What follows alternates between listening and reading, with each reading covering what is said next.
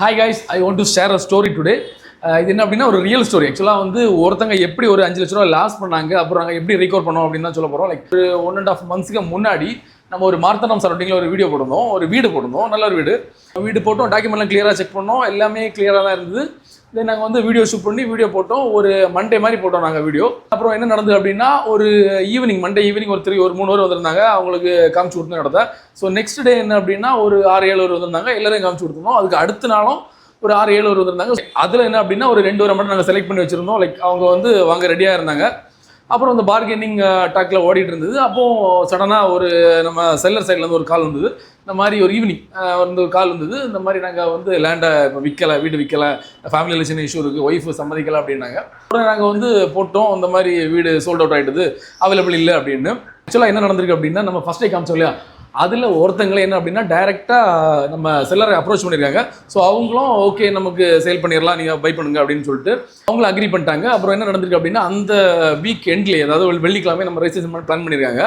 நம்மள்ட்ட அதை இன்ஃபார்ம் பண்ணல, வரும் செல்லர் இன்ஃபார்ம் பண்ணல, பையர் இன்ஃபார்ம் பண்ணல. ஸோ நம்மளும் அதை விட்டோம், அதை ஹேண்டில் கேஷ் எடுத்து வந்து கொடுத்துருக்காங்க. செல்லர் அதை வாங்கிட்டாரு. ஆக்சுவலாக வெள்ளிக்கிழமை காலையில் வந்து ரெஜிஸ்ட்ரேஷன் மாதிரி பிளான் பண்ணியிருந்தாங்க. அப்போ வேலைக்கிழமை நம்ம செல்லர் சைட்லேருந்து ஒரு கால் பண்ணி இவங்களுக்கு பையருக்கு கால் பண்ணி சொல்லியிருக்காங்க, இந்த மாதிரி நாங்கள் வந்து லேண்டை சேல் பண்ணல, இந்த மாதிரி வீட்டில் ஒரு சின்ன இஷ்யூ இருக்குது, ஒய்ஃபு சம்மதிக்கலை, அதனால் இந்த வீடை கொடுக்கல அப்படின்னு. அப்போ கொடுத்த 5 லட்ச ரூபா காசு அப்படின்னு கேட்கும்போது, இல்லை என்கிட்ட காசு செலவாயிட்டுது, எனக்கு கொஞ்சம் நிறைய கடத்தில் இருந்தேன், நான் எல்லாத்தையும் செலவு பண்ணிட்டேன், அதனால் இப்போதைக்கு காசு இல்லை, காசு வரும்போது கொடுக்கலாம் அப்படின்னு. ஸோ ஒரு நல்லா ட்ரை பண்ணி பார்த்துருக்காரு, முடியலை. அதுக்கப்புறம் நம்மள்கிட்ட இன்ஃபார்ம் பண்ணார். அதுக்கப்புறம் நம்ம வந்து நம்ம ஒன்றும் பண்ண முடியாது. ஆக்சுவலாக நம்ம அதில் இல்லை, அந்த பார்ட்லேயே இல்லை. பட் எனிவே மறுபடியும் நம்மளும் அவங்கள்ட்ட பேசி எடுத்து ரெடி பண்ணி ரொம்ப ஸ்ட்ரகிள் பண்ணி அந்த அமௌண்ட்டை நாங்கள் ரெக்கவர் பண்ணோம். ஸோ இது மாதிரி நமக்கு என்ன அப்படின்னா நிறைய இஷ்யூஸ் இருக்குது. ஸோ வந்து என்ன பண்ணுங்க அப்படின்னா, நீங்கள் வந்து ஒரு லேண்டை பிடிச்சிருக்கு அப்படின்னா நீங்கள் அட்வான்ஸ் கொடுக்க போகிறீங்க அப்படின்னா நீட்டாக அக்ரிமெண்ட் போடுங்க. இப்போ சின்ன அமௌண்ட் அப்படின்னா நீங்கள் வந்து ஒரு 1000 rupees இல்லைனா 200 rupees நம்ம பாண்டில் நீட்டாக ரெடி பண்ணி பையர் செல்லர் போட்டு பண்ணுங்கள். அந்த அக்ரிமெண்ட்டில் கிளியராக வந்து நம்ம பையர் அந்த வந்து லேண்டை வந்து பை பண்ணலாம் அப்படின்னா நமக்கு என்ன ஆக்ஷன் எடுப்போம், எப்படி பண்ணுவோம் அவங்கள்ட்ட வந்து அப்படின்னு பண்ணுவோம். அதே மாதிரி செல்லர் வந்து இந்த லேண்டை நம்ம லாஸ்ட் டைமில் நமக்கு கொடுக்கல அப்படின்னா நம்ம அவங்கள்ட்ட வந்து எப்படி நம்ம அமௌண்ட்டை ரிகவர் பண்ணுவோம் எல்லாமே அந்த அக்ரிமெண்ட்டில் வைங்க.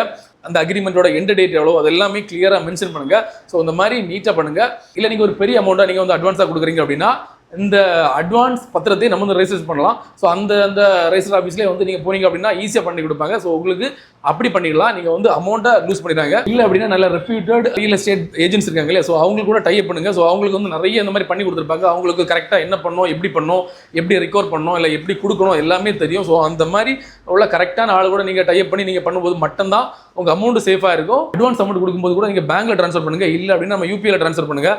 ஸோ இந்த யூபிஐ கூட இப்போ வந்து ரொம்ப இந்த எஸ்பி ஆஃபீஸ்லாம் ரொம்ப ஸ்ட்ரிக்டாக இருக்காங்க. ஸோ நீங்கள் ஏதாவது கம்ப்ளைண்ட் ரைஸ் பண்ணால் கூட உடனே அதுக்குள்ள ஆக்ஷன்லாம் எடுக்கிறாங்க. நீங்கள் ஒரு லேண்ட் வாங்குறீங்க அப்படின்னா நீங்கள் கரெக்டாக எல்லா ப்ரொசீஜரும் ஃபாலோ பண்ணுங்கள். நீங்கள் டாக்குமெண்ட் செக் பண்ணுறது, அப்புறம் லேண்டு கரெக்டாக அளவில் இருக்குது அப்படின்னு பார்க்குறது, தென் வந்து நீங்கள் பார்கெனிங் கரெக்டாக பண்ணுங்கள். அப்புறம் வந்து எல்லாத்தையுமே அட்வான்ஸே நீங்கள் கரெக்டான ப்ரொசீஜரில் பண்ணுங்கள். இல்லை எது வந்து கரெக்டான ஒரு நாலேஜ் இல்லாமல் நீங்கள் இந்த மாதிரி பண்ணீங்க அப்படின்னா ஈஸியாக அமௌண்ட் லாஸ் ஆயிரும். அப்புறம் ரிகவர் பண்ண ரொம்ப கஷ்டம். பட் இந்த சேல் பண்ணுறவங்க எல்லாம் எப்படி அப்படின்னா மோஸ்ட்லி அவங்க வந்து கொஞ்சம் ஏதாவது ஃபினான்ஷியலாக டைட்டாக இருந்தபோது அவங்க சேல் பண்ணுவாங்க.